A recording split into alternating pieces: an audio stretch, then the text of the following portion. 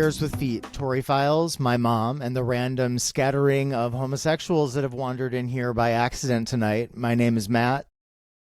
I'm Joey. I'm Kristen. And we are introverted but willing to discuss the best of Tori Amos. No, really, tonight we're actually going to discuss what songs are the best Tori Amos songs, if you can believe we're that crazy. So welcome to what's bound to be an enchanted evening of close-knit friendships potentially getting destroyed by these weighted ballots that we cast in secret recently to answer the impossible, eternal question, what are Tori Amos's 20 best songs ranked? Hey, hey, hey, let's go. This is a lot. It's been a burden, I have to say.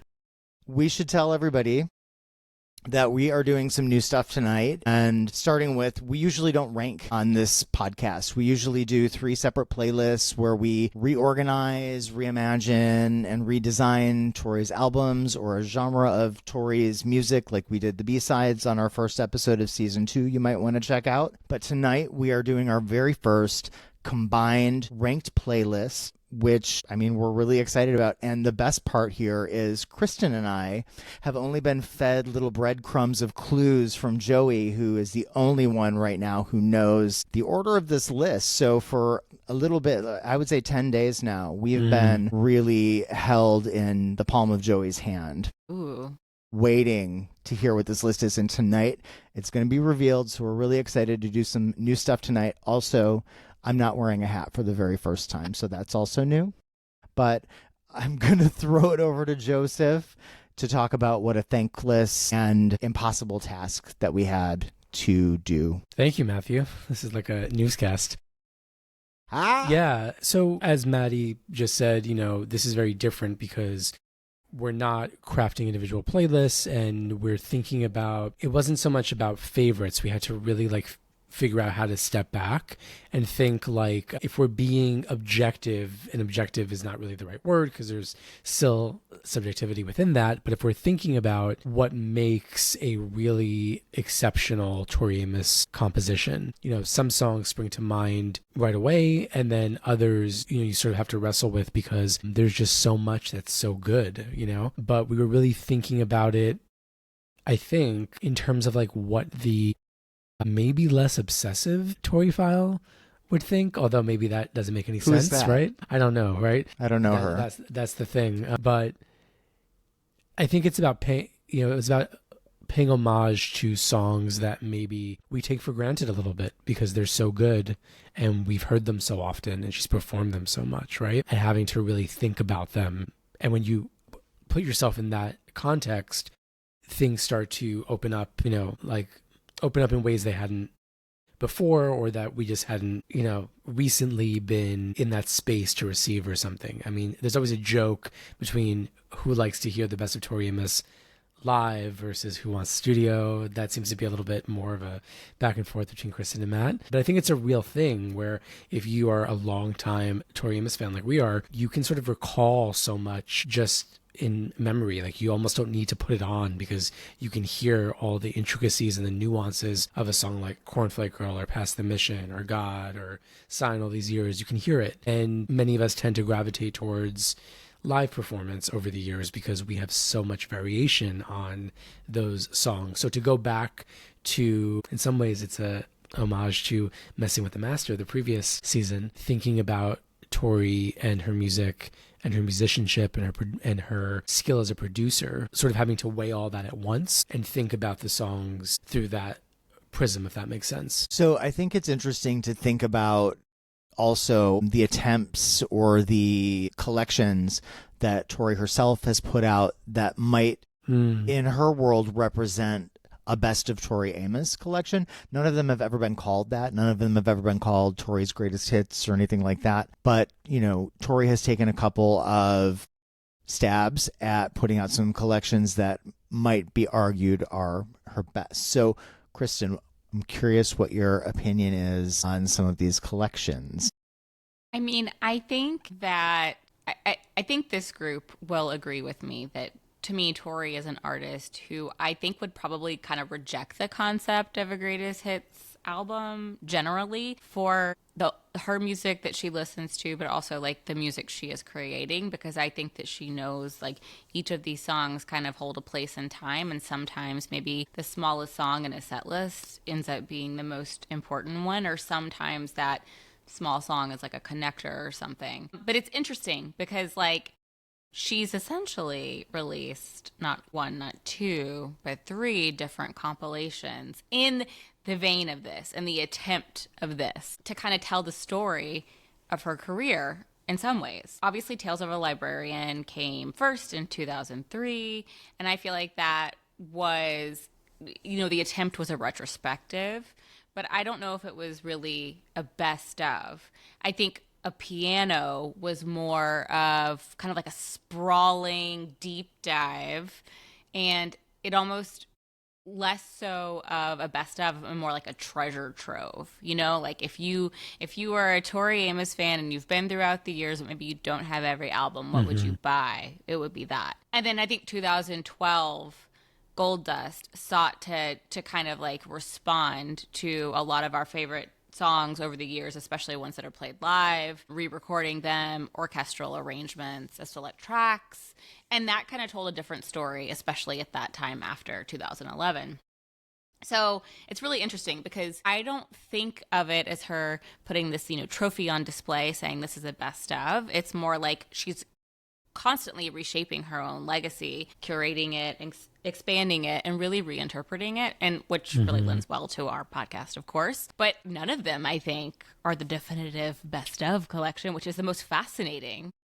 I like that you referred to it as a retrospective. I think I've never thought of them in that way, and I think that makes a lot of sense, and I think that probably speaks more to what she was going for than what was maybe expected of the public or the record companies or whomever in terms of putting together a best of or a greatest hits. Because I think one thing to remember is Tori has had a lot of hits, so there could be like a legit collection or album of those greatest hits. She's charted a lot, and Professional Widow remix could go on there too. That one was huge. And I think it's really struggle to corral what tracks beyond the ones that were actual radio hits or on the charts would be considered in a best of compilation. Because how would you put, for example, Caught a Light Sneeze, which was had a lot of radio play and was released as a single from Pele. How would you quantify that in comparison to something like Blood Roses, which would make a greatest hits? It's very tricky. Yeah. I also want to add that this might be a bit of a hot take,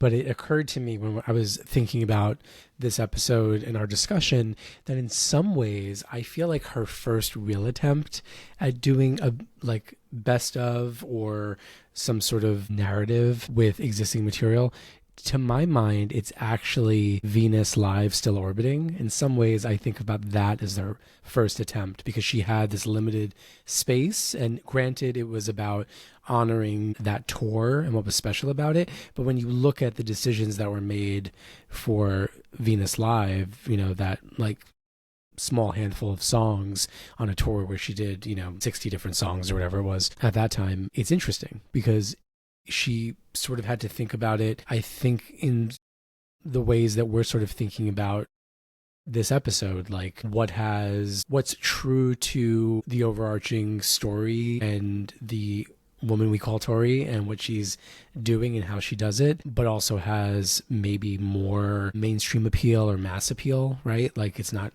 like it didn't go to, there weren't like too many deep cuts in there, right? There were some treats, but it was, obviously we're talking 25 years ago, but though there were some gems, it was very much like a standard, like this is what you would expect Tori Amos to put on her live album in 1999, right? It sort of covered the bases. Yeah. And I think I'd never thought of it like that before, but I actually really like that. I think that's an interesting way to look at that disc. I'm not sure that was the intention, but definitely the argument can be made that maybe Tori in the back of her mind was saying, okay, up until now, maybe these are some of my best or some of the ones that people will enjoy the most even. Yeah.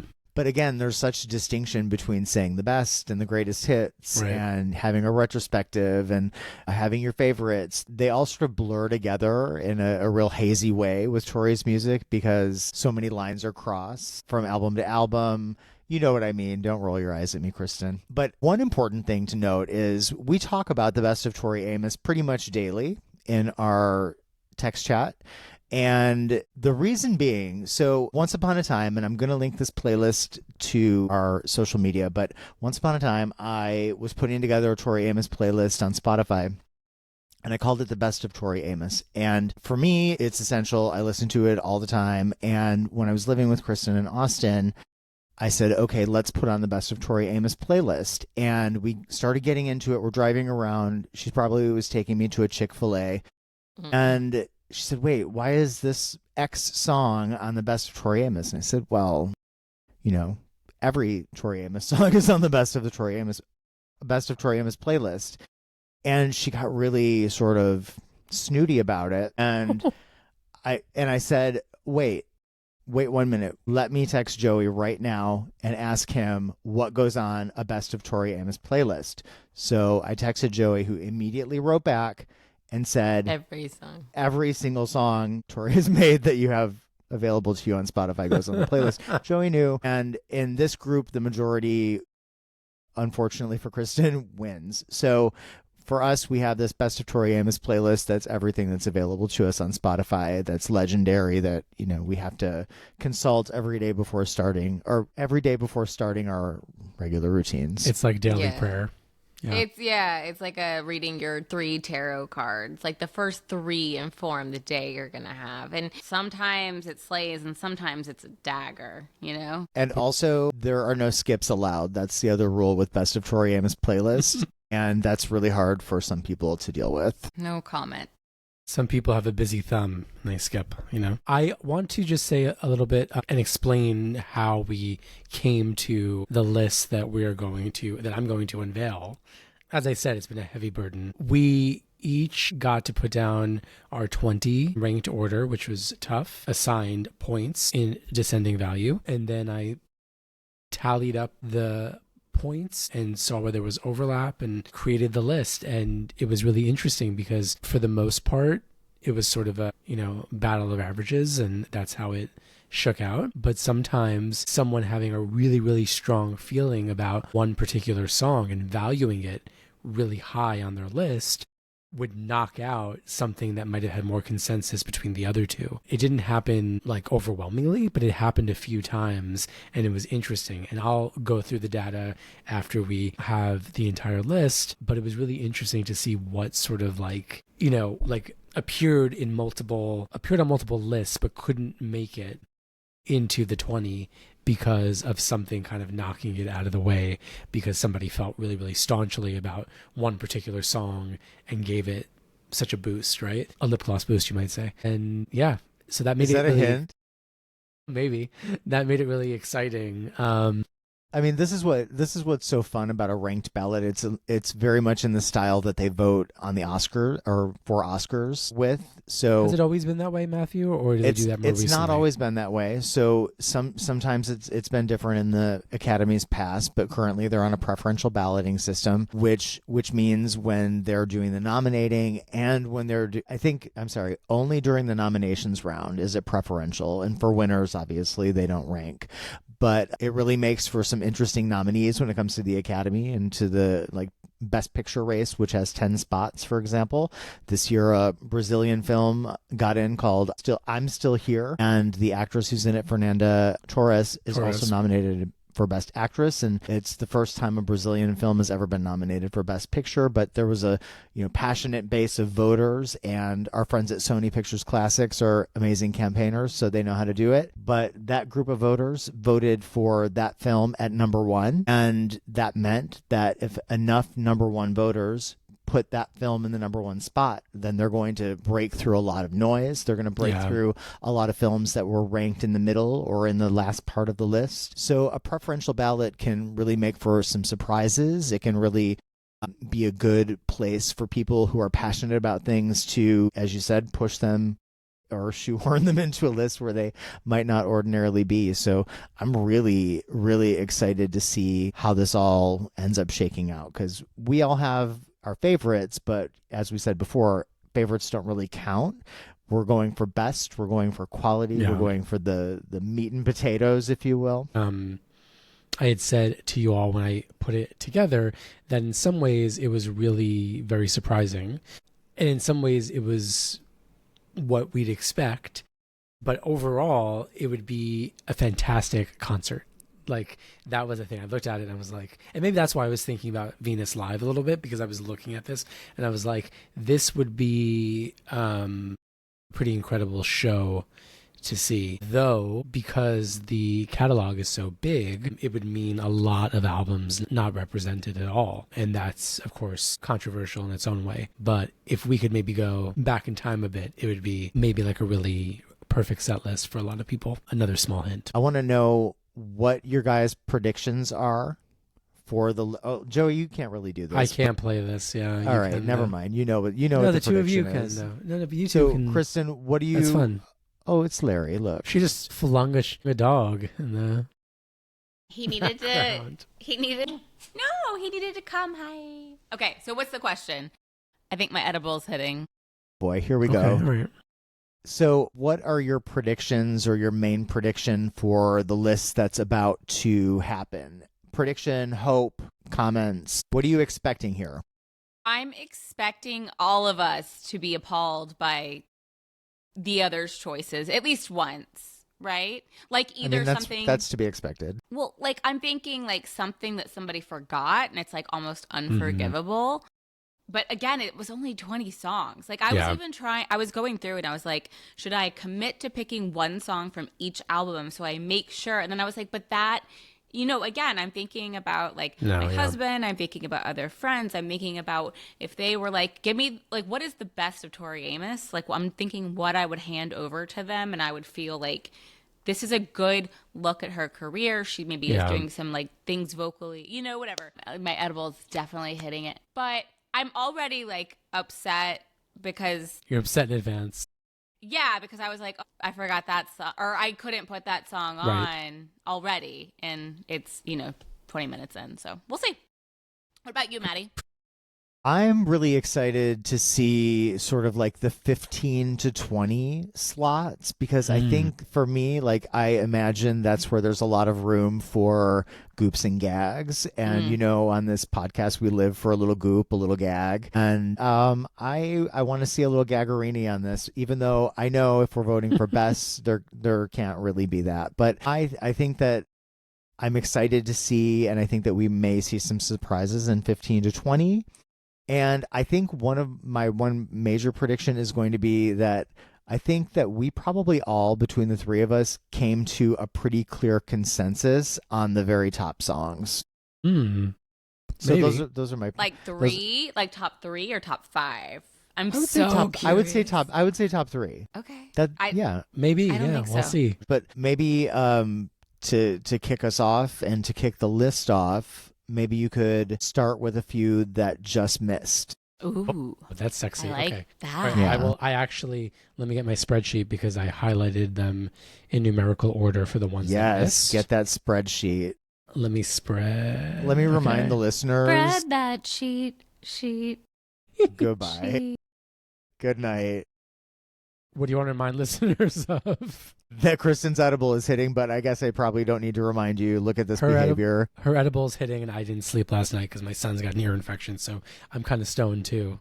So I apologize if I've been a little rambly or unclear. No, you're good. I was going to just say that Kristen and I are reacting to this list in real time, so it's so exciting. I wish I was in the place she was in, but here we are. I feel good. I feel right. Let's do it. Okay.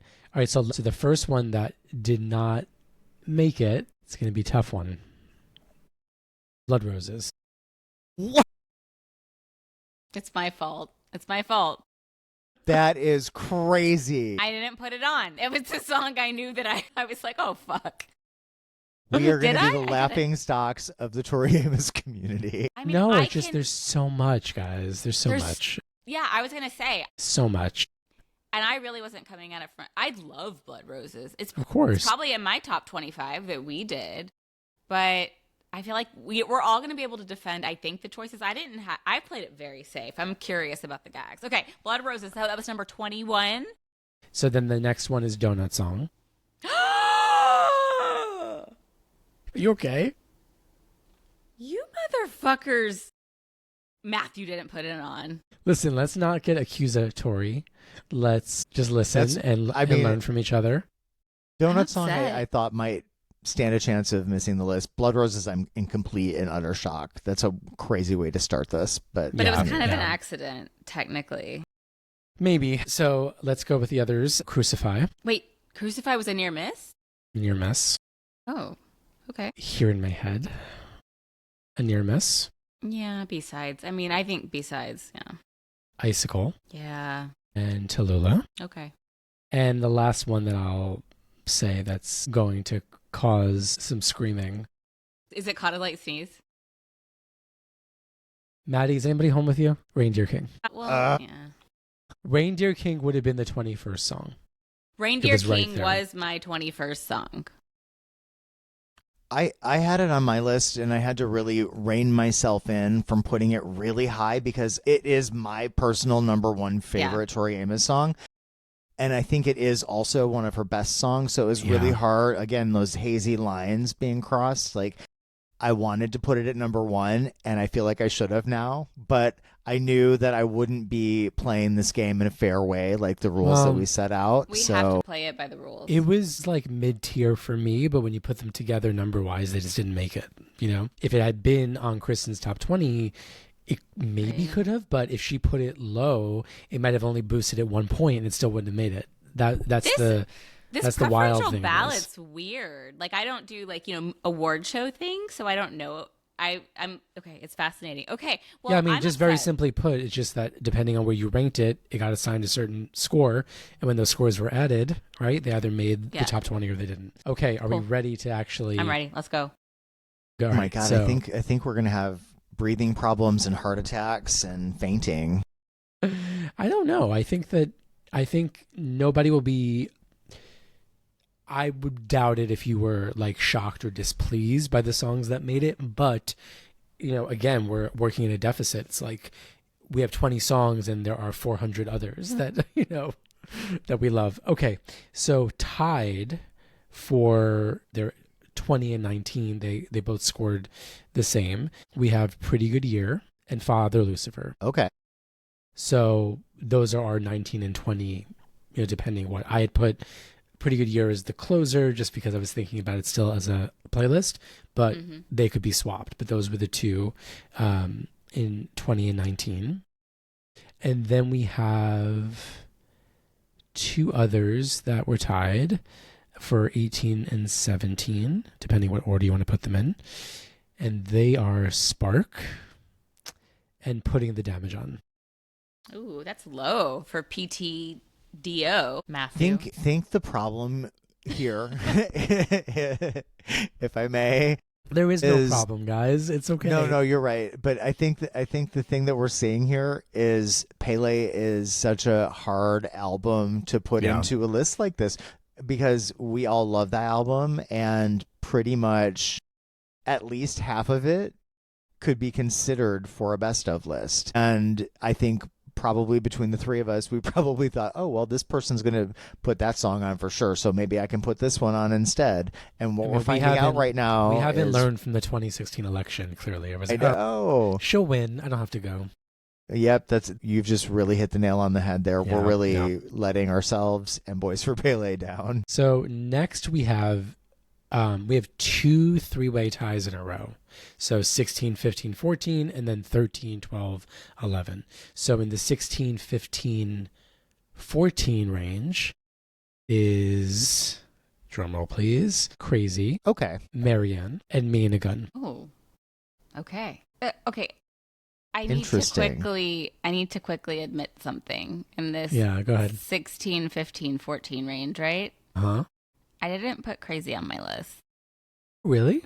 So Matthew and I are responsible for... I mean, I was looking at them just sort of like in the spreadsheet. I wasn't really obsessing over who put what, but I guess Maddie and I did it, right? I mean, I think it's one of her best songs. Yeah.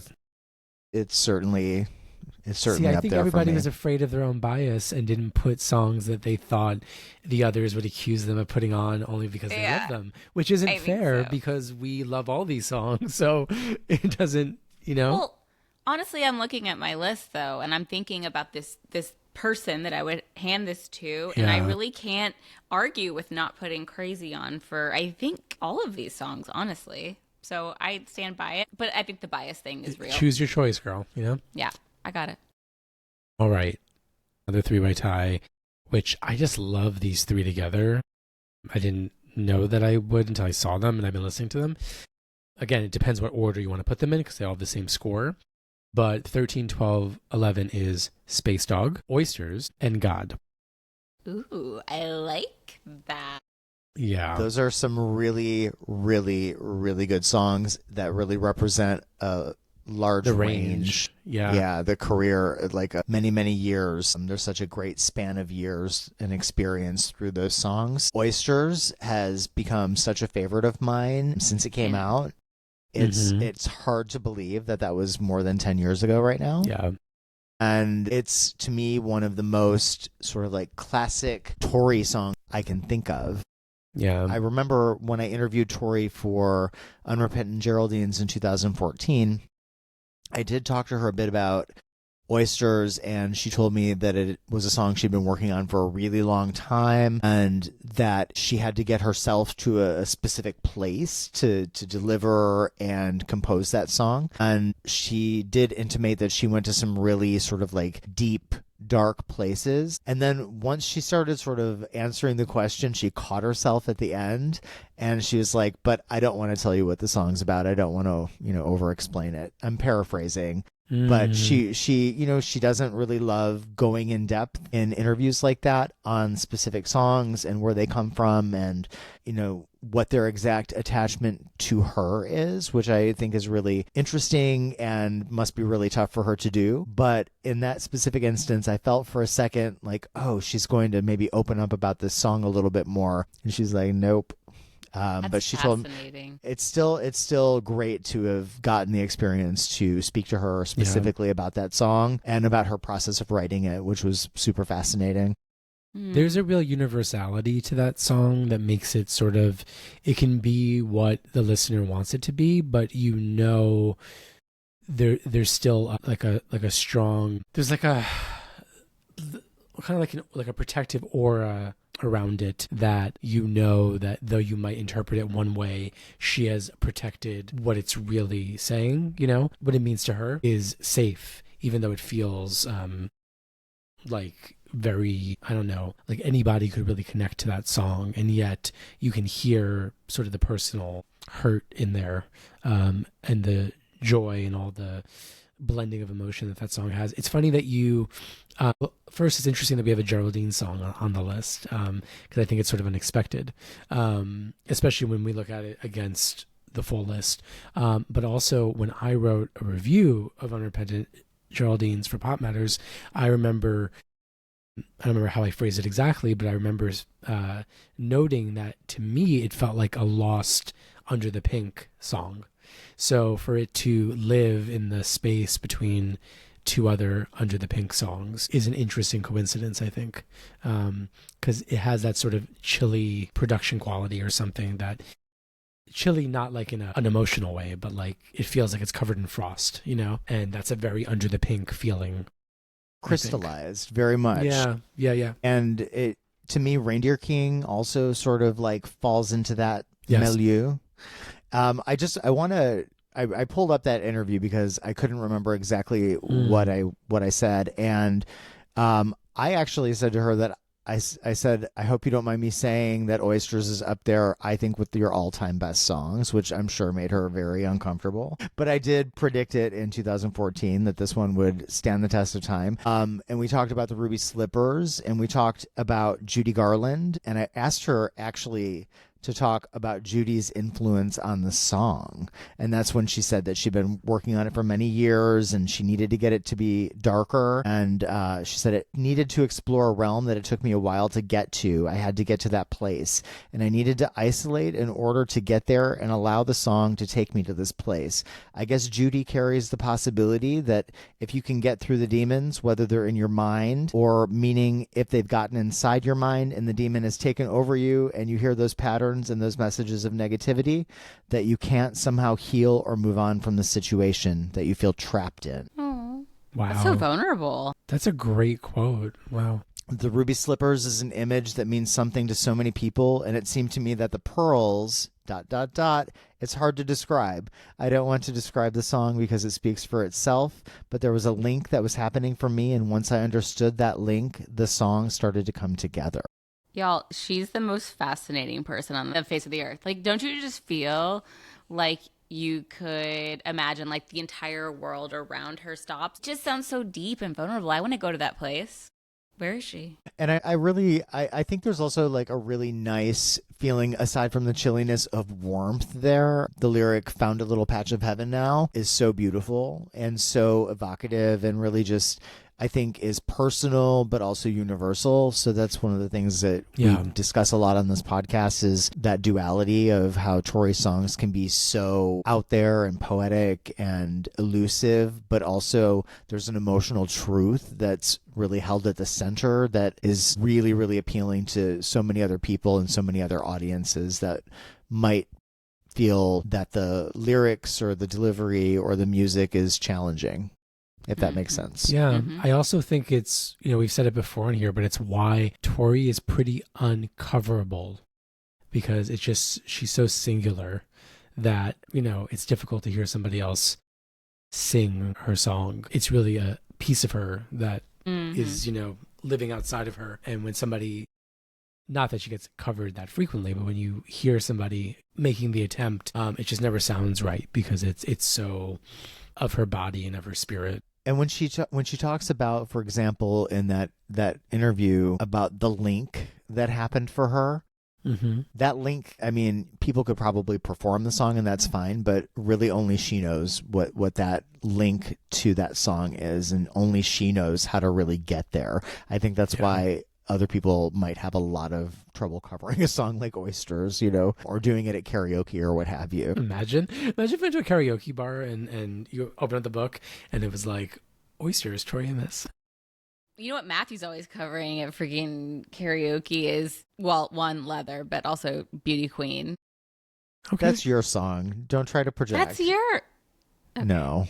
Really quickly, before we get into our top 10, back to Oysters for a quick second. I know that we're going a bit on a tangent, but was anybody else really surprised in 2014 that she performed it as often as she did? Like, I was surprised that we got to hear it because I thought this is going to be a rarity. She's not going to do this. I don't know why I thought that. And I remember being so surprised pleasantly that she performed it and didn't sort of... Same with Weatherman. Yeah, she didn't tuck those songs away. She performed them. And maybe it was because she was really proud of the compositions, and maybe it was because they came from such a place that took so long for her to get it right that she needed to sort of stay in practice with those songs because they were difficult to compose, and she had to sort of work to keep them like out in the world or something. You know what I mean? Well, when it's good, baby.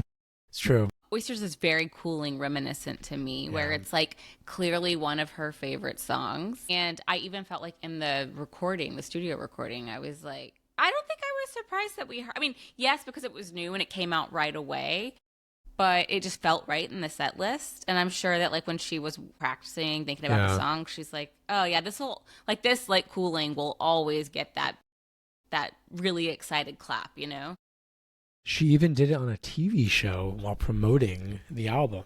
Like, fascinating. That was pretty surprising too.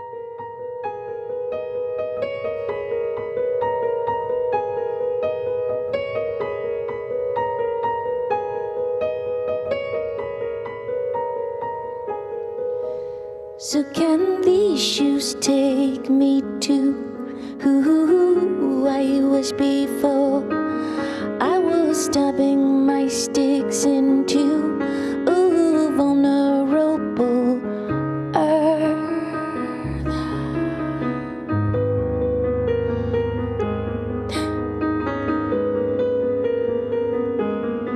And I can almost outrun you and those stalking memories. Did I somehow become you without realizing?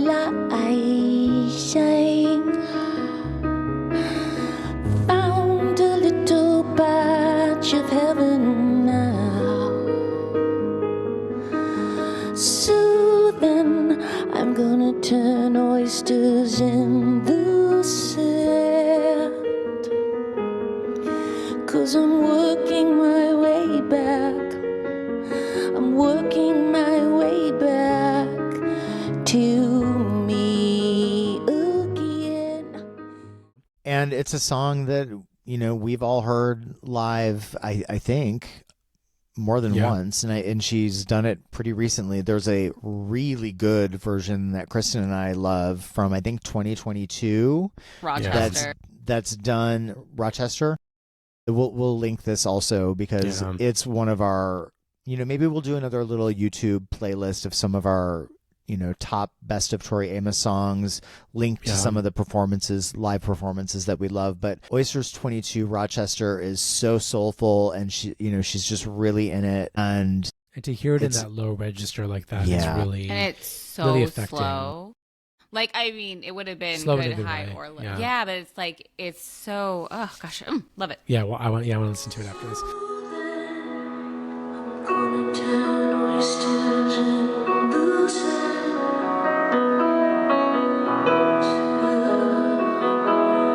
We can turn the turn. We can turn.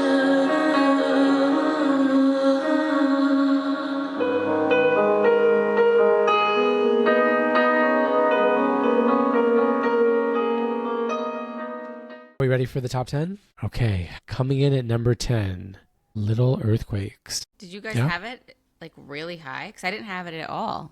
that's really interesting to me, given what has come between 20 and now, and what missed the list. Okay. I'm looking at it. It's looking sus. It's sus. My list is fine.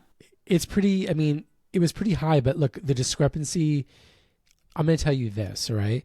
Numerically, the distance between, so the scores coupled together, the distance between Little Earthquakes and the number one song is a spread of 34 points.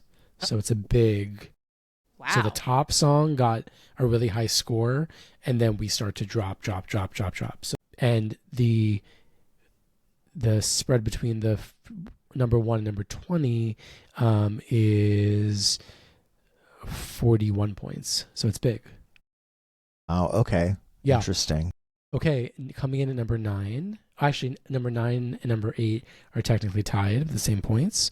We have Yes, Anastasia and Winter. Okay. I didn't have Yes Anastasia on my list either. We're going to need to hear, when we're done with the real list, we're going to need to hear your list ranked, because I feel like something weird's going on. The energy of these two songs and the fact that they are tied point-wise, I think is pretty amazing. So we have Hotel and Caught a Light Sneeze. And when you put them together, they feel like they do have a relationship to each other, right? There's something about them that when I saw them together like that, I was like, yeah, there's a kinship there, you know? Mm-hmm. I mean, those songs, like, they showcase her in such different ways. When I first heard Caught a Light Sneeze, I think I was driving around in a beat-up old car somewhere in Michigan and heard it on the radio, and it was just like, and that was when I was really getting into Tori, and I was just like, yes, this is the direction. There was such new energy shown on Caught a Light Sneeze and such new chops with the harpsichord, but also with the production. There was a real like seriousness about the track as well. Mm-hmm. Something like God and even something like Cornflake Girl, they both have a little bit of a wink, a little bit of a sense of humor. For me, Caught a Light Sneeze snapped me back and was like, wow, this is like a really powerful, angry, and scorned woman. And I just think that's just such a good song. But when Hotel came along, and I remember hearing that for the very first time, I also was in complete disbelief, because when you go from Pele to From the Choir of a Hotel, and then by the time you have gotten to Hotel, the track on that album, and you think you've heard it all already, she just lets you know again that there is this versatility as a musician and a composer and a singer, and it goes to such unexpected places. And again, it's like discovering something very, very new about what Tori is capable of. Those are great songs. That's really, really well said, Maddie. And yeah, there's like Choir Girl in general, but Hotel specifically, there's such like an athleticism to that song. Like it's just there. Somebody wrote something recently. The piece had, I'm forgetting where it was exactly. It was some online magazine or a blog where somebody argued that From the Choir Girl Hotel is one of the most authentic representations of prog rock, and specifically was thinking about a song like Hotel. And what's interesting is that it feels silly in retrospect, but back in 98, if there was a song or a song or two on Choir Girl that was panicking people who were like, I can't believe she's not going to be the girl on the piano. I can't believe she has a band. I can't believe she's doing XYZ. It was probably Hotel and Raspberry Swirl, right? Where people were like, what am I listening to? Like, this is not Tori Amos, right? And I would throw take some Cruel time. in there as well. Yeah, that's true too. I mean, many of the songs could fit that, but I think that, Hotel also sort of teases you until it gets to the Where Are the Velvets and that excellent piano, like one of the best piano moments on the whole album. So it's sort of, it sort of interjects that reminder of who Tori Amos is, but she makes us wait it out, And even that little outro, that's very like, yeah, a little bit of a reprieve, a little bit of a wink, but it also keeps you really hanging on until that very end note, which is so surprising before you kick into Playboy Mommy. So that whole song from beginning to end is full of surprises from moment to moment. And, that's something I've always just, it's one of my absolute favorite things about listening to Tori's music is not knowing what's going to happen next, and that sense of being on the edge of your seat, anticipating sort of where she's going to go, and usually not getting it right because we can never predict what she's going to do. And it's still true to this day. I mean, even just listening to Ocean when it came out, it was like, after a few listens, you're like, yes, this is right. This is what this is going to be. But that first experience listening to any Tori song, even all these years later, is just such a, I don't know, it's always memorable, whether you like really, really love a song or you have, sort of less affection for something or don't connect with it as much. It's still just such a specific experience to hear an album or a song from Tori for the first time. I am excited for that to happen again for us, hopefully next year. We'll see. I'm just going to do the top 5 uninterrupted, and then we can talk about them. Is that all right? Okay. Yes. So our top 5, coming at number 5, Cornflake Girl. Coming at number 4, Silent All These Years. Ooh, she up there. Number 3, Sorta Fairy Tale. Number 2, I.I.E. And number 1, we can probably all say it together. Winter. We do Winter. Number 1 is Precious Things. Damn it. I already said Winter on the list, and you're whispering Winter. I told you I'm very stoned. This girl is high on Thin Mints and a fucking powerful edible. I already ate half the bag. Be careful before we record. So, Maddie, I must call you out as the lady who did not include Cornflake Girl. I didn't include God, and there was a lot on the list that I don't think I included. I was just shocked because Cornflake Girl, I think, in the spirit of what we're doing, I think is sort of undeniable. So I was sort of gagged by. You said it was the best moment Under the Pink. I think it is, but I think there are better songs than Under the Pink. I mean, there's a lot of good songs on there.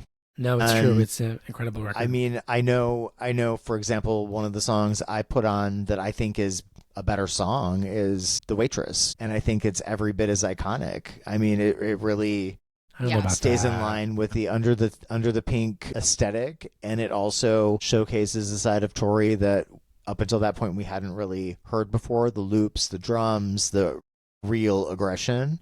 And I stand by that choice. Okay. What did I want to say? Okay, never mind. Moving on. I will say I am really, really, really happy that IIE is up there because to Very me, happy. that one is like, for me, it could have been put at number one.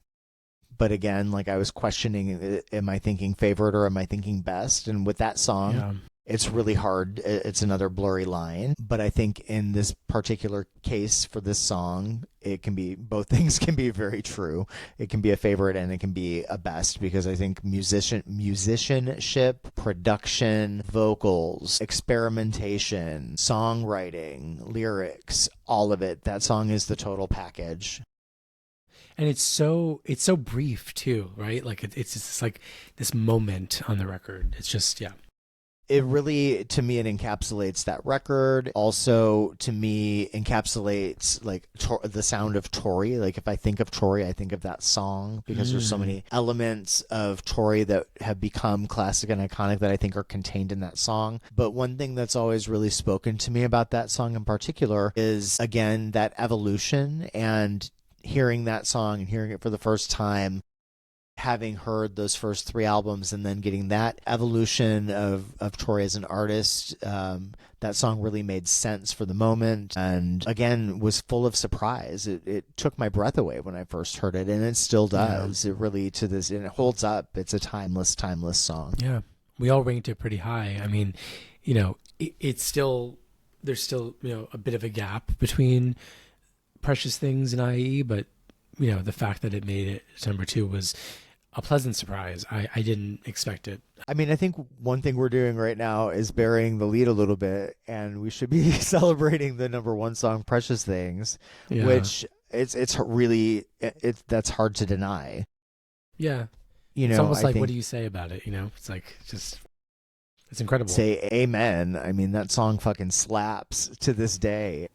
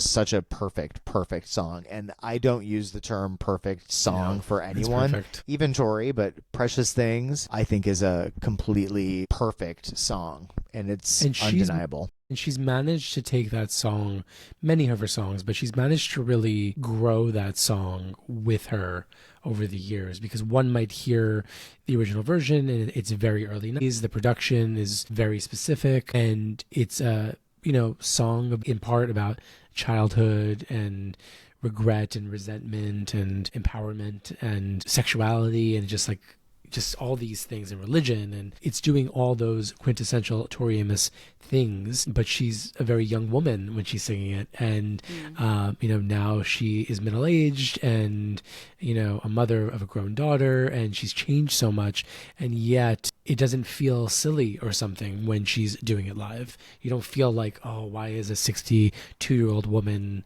performing this? You don't feel that. You feel like, yes, like she still has control of this, and it's just being filtered through a different lens, through a different gaze, a different perspective. It changes with her. That's true of her music more broadly, but I think a song like Precious Things really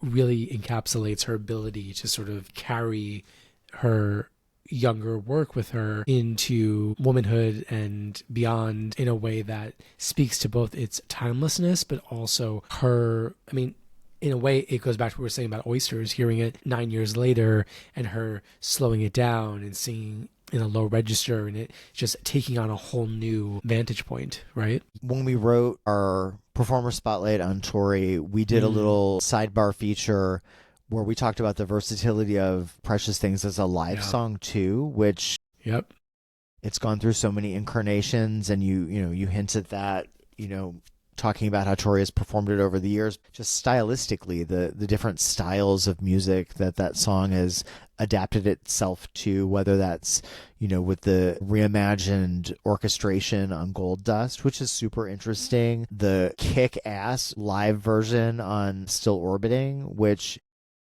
to me, again, is quintessential Tori. So it's interesting to have both that live version of Precious Things and the album version of Precious Things, for me, really be in the Parthenon of great performances by Tori. I love the musical versatility of that song. Yeah, when you think about the Dewdrop In performances with that really extended girl, and that, the improvs at the end that were just painful and beautiful, and just exercising a demon.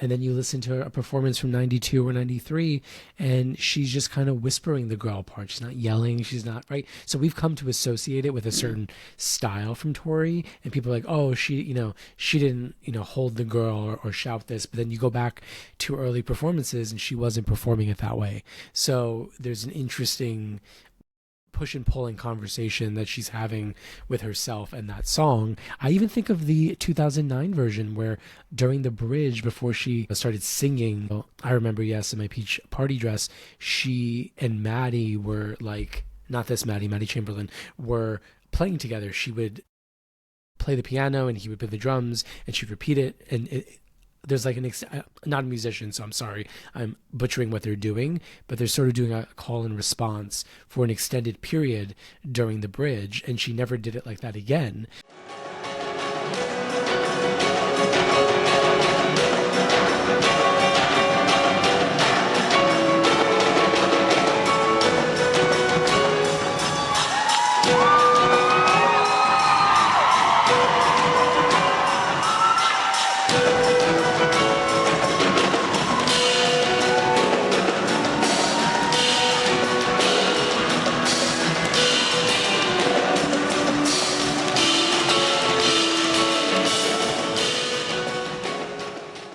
So even 2009 has these like special flourishes to that performance. And I don't know if it was 2009 or later when they started to pipe in the sort of breathy background vocal to start it off. It might have been '07 or '09. So just finding new ways to like, you know, insert new life into it, but also kind of restore its original intentions along the way. Like she's going forward and backwards at the same time. And that's always been sort of a real hallmark of Tori in general, the way she thinks, the way she performs, the reason why her music can stand the test of time.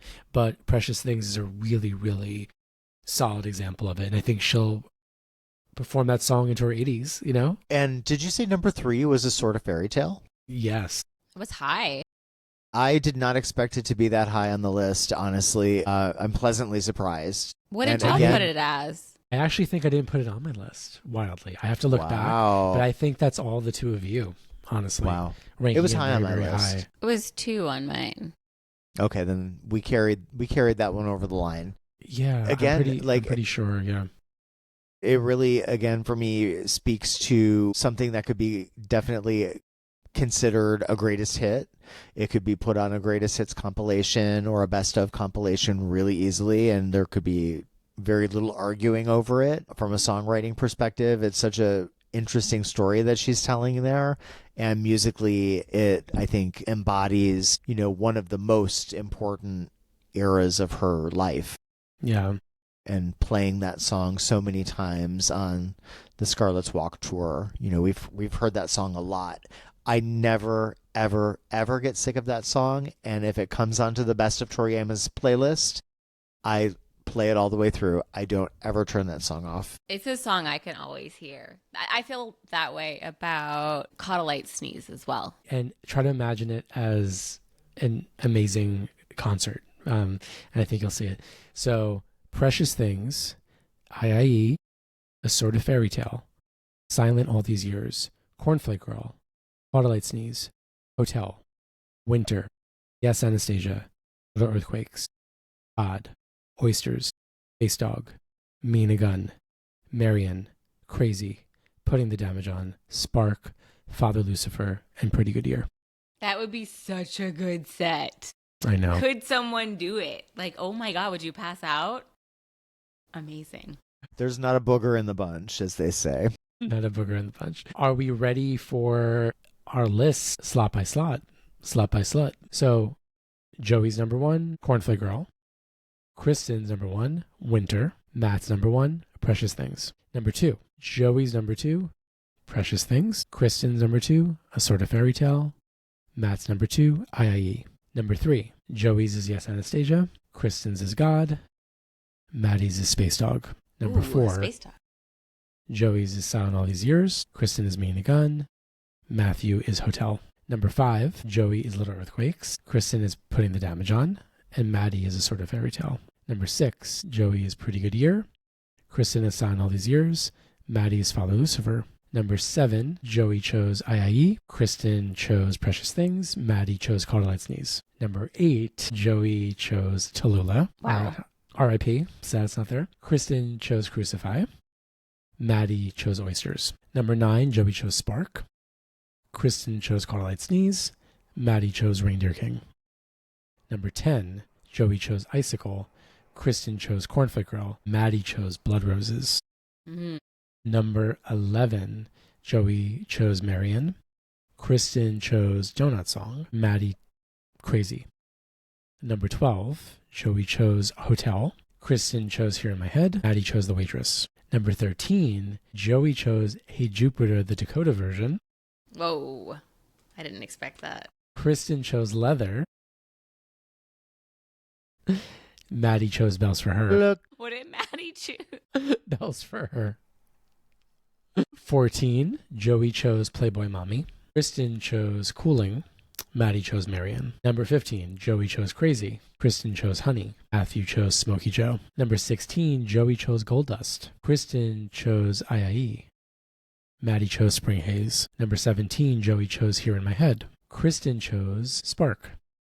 Maddie chose Horses. Number 18, Joey chose Oysters. Kristen, Bliss. Maddie chose Little Earthquakes. Number 19, Joey chose Reindeer King. Kristen chose Oysters. Maddie chose Yes, Anastasia. Number 20, Joey chose Metal, Water, Wood. Kristen chose Waitress. And Matt chose Metal, Water, Wood. So even though two of us chose Metal, Water, Wood, it only got like 2 points. So it couldn't get there, right? So what do you think? Could have been a contender. It could have been a contender. What are your thoughts? So there were 40 songs, 40 unique songs for the 20 spots, which is an interesting, right, number that 50% of the tracks made it to the top 20. What do you think? What are your responses? Kristen, I you only look see like you have Maddie's something. face. I couldn't see Kristen's face, but I am assuming she had one face the whole time because she's really Jerry blanking it in the first episode of Stranger King. I'm having a really hard time. I think the most surprising thing to me was maybe the inclusion of Metal, Water, Wood, you know? Because I thought about it, but it was just hard to put in the top 20. I don't know. That's the most surprising thing. What do you think, Maddie? I have a little bit of regret. That's not higher. Not that, just in general. I mean, like Yeah. reading through some of the song choices. I mean, in general in life, maybe, but with this list specifically, hearing, titles like Playboy Mommy, titles like Honey, titles like Here in My Head, you could make a case for all of those songs, and it makes me sad that they're not on the list too, because those are great songs. Wonder if listening to our individual lists, it seems like we all tried to spread the wealth a little bit to other albums. A little bit, yeah. And I wonder how that sort of like affected how things played out, because I have to admit, I did think, oh, well, I should have a song from this album, or I should maybe think about less from this album and more from this album, because and I feel like that may have clouded the way I was thinking about best a little bit and trying to be fair with the albums. But we're not trying to create a set list that pleases everybody. We're not trying to play favorites. But I also think if we didn't try to like spread it out a little bit, we didn't do it like a lot, because there's no there's one Doll Posse choice, Smokey Joe. There's no I'm Normally Attracted to Sin. There's very little Venus. There's not we do because there's no Beekeeper, right? There's no, what I mean to say, I think, is if we didn't do that, then it would have been a hardcore first 4 album only situation. And even though it is mostly just that, I think that we shook up how we chose from those albums, because otherwise it would have been, I don't know, it would have just been, it could have made even more chaos, actually. It might have been even more of like unexpected songs from those first few records that didn't, I don't want to say didn't make sense, but like we would have chosen sort of not lesser songs, because that's not the right way to say it, but it would have thinned it out almost too much. And then we would have wound up with a list that might have seemed a little funky, right? yeah, and I think something to note, I don't know that we've said this explicitly, I think it was implied, but there was no communication between the three of us in terms of what we were putting on the list or what we were considering. We didn't have a lot of discussion about it, and we did do this ballot completely like in secret. And there actually never is. We actually don't ever tell each other what our playlists are. We have conversation like in a jokey way, but we never give any secrets away. We've never ever done it. Not from the very beginning. We've been very solid about that. It feels more sneaky this time because we did have this element of surprise. Like I was surprised reading yours and putting it together, and then you were obviously, edged for 2 weeks until you got to hear it. But it's different in that respect.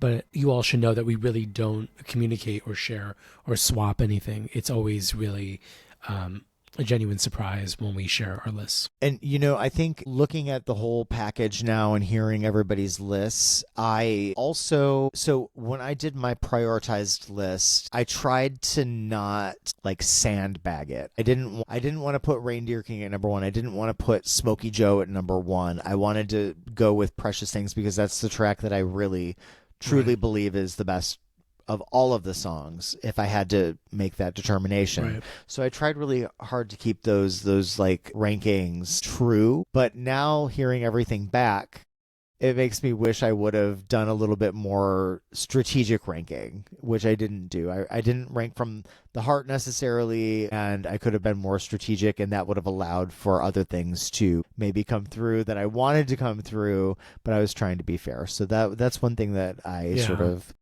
think about now that I've seen the whole thing. Yeah, but being strategic also means overthinking it, and I think that you were done a long time ago. You're like, I'm all done, I'm all done, I'm all done, I'm all done. Maddie's always all done before we are, and Kristen and I are like scrambling. Yeah. Like, loons. But I think if you overthought it, it would have also been to the detriment. I think that we did the right thing, and this makes sense to me. I also am really curious if you all could tell me, is there a song or two that you did not put on your 20 that you were really considering? I know that Kristen had mentioned a song prior. Like, for example, I put on and took off Weatherman over multiple times. And I really had to think about, why am I putting this on here?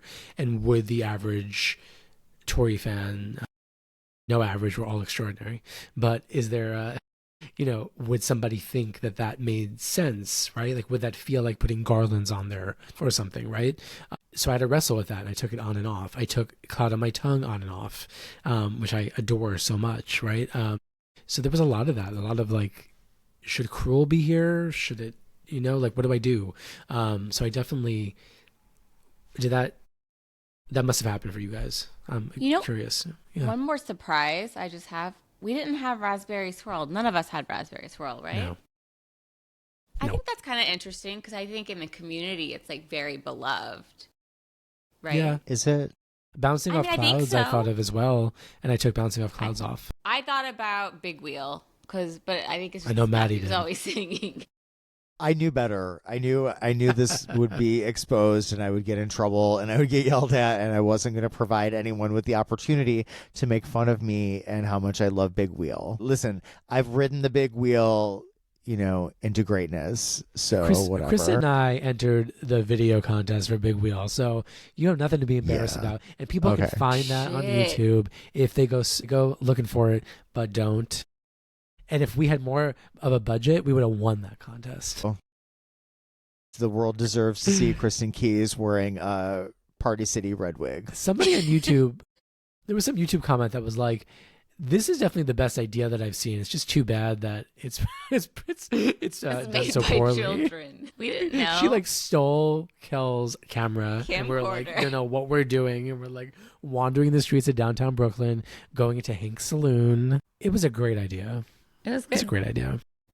I feel like Big Wheel has a place in our hearts and maybe on our favorites list, but as much as I love Big Wheel and as much as I admire that attempt to do sort of a mainstream alt country rock sort of thing, which is very hot right now, if we should point that out, but she took a big swing with that song, and there's a lot to admire there, and it's a really fun song, and it was really a big surprise to hear that. Well written and well composed, but I don't think I could in good conscience put it on this particular list. Many other lists, yes, and the list in my heart for sure. I really thought about Cloud on My Tongue.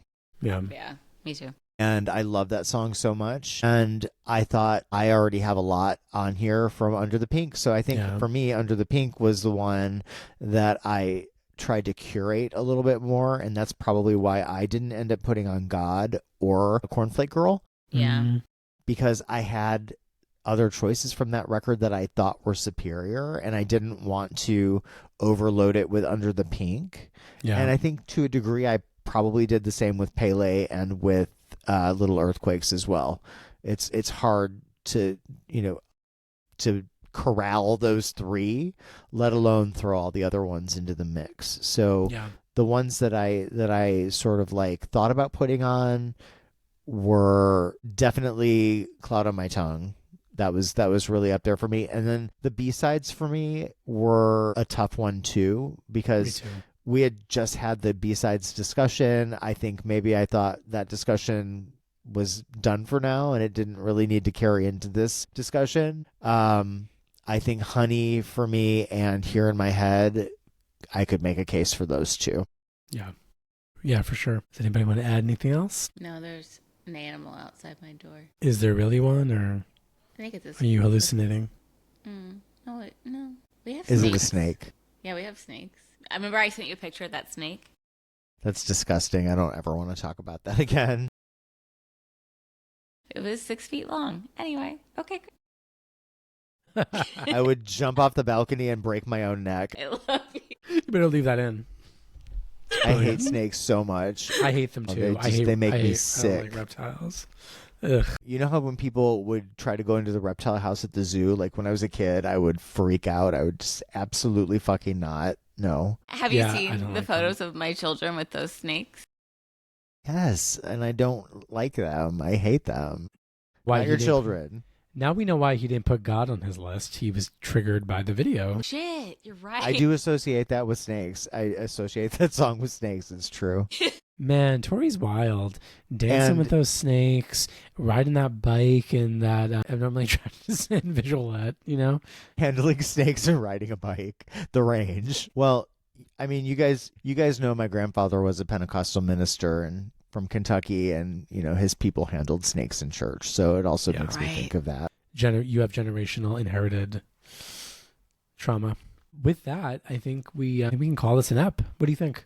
I want to ask one question, if you don't mind. Okay. I don't think we asked the snubbed question. So, what were your biggest snubs? So, usually in this place where we're asking things like what were your favorite moments, I want to know from you two what your big snubs of the evening were, and if you can forgive the other two people for excluding your favorite songs or your best of. I'm not too butthurt about anything, but I will say that when I actually messaged Kristen.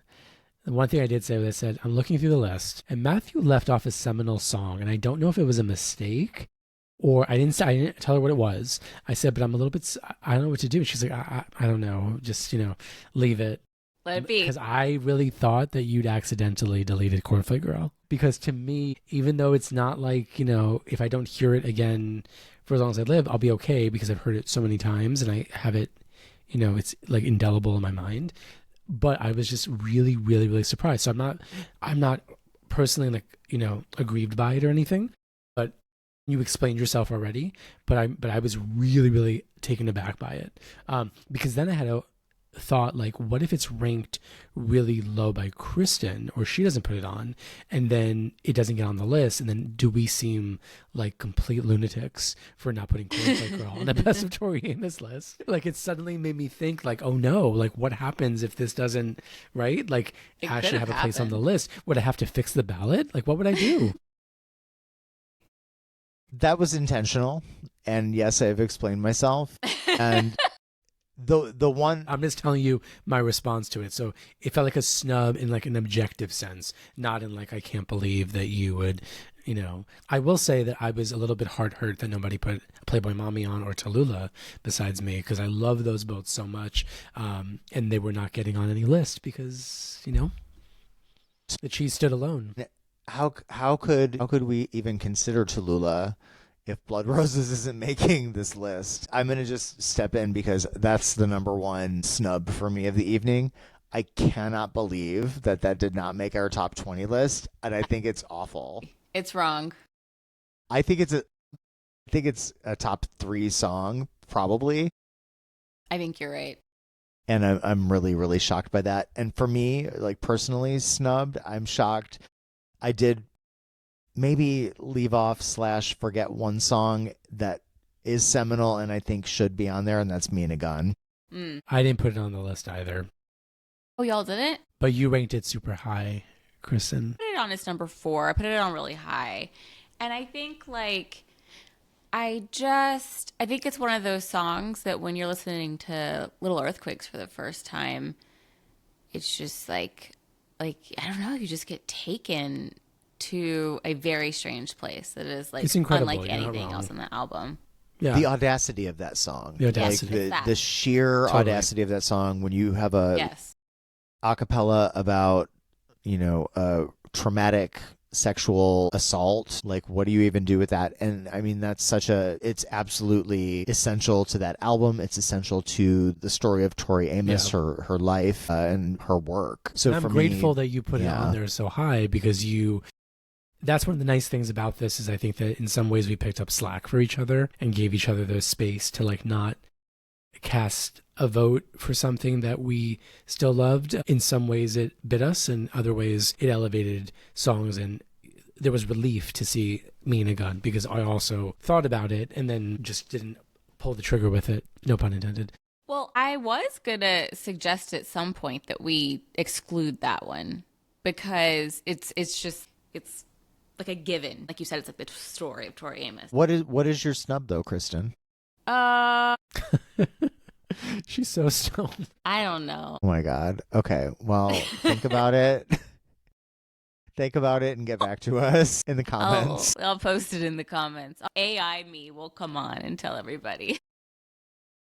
Kristen from the future will pop into the podcast and say, this is her snub. This was a lot of fun. I loved doing this, and I look forward to doing other unconventional types of lists together. Yeah.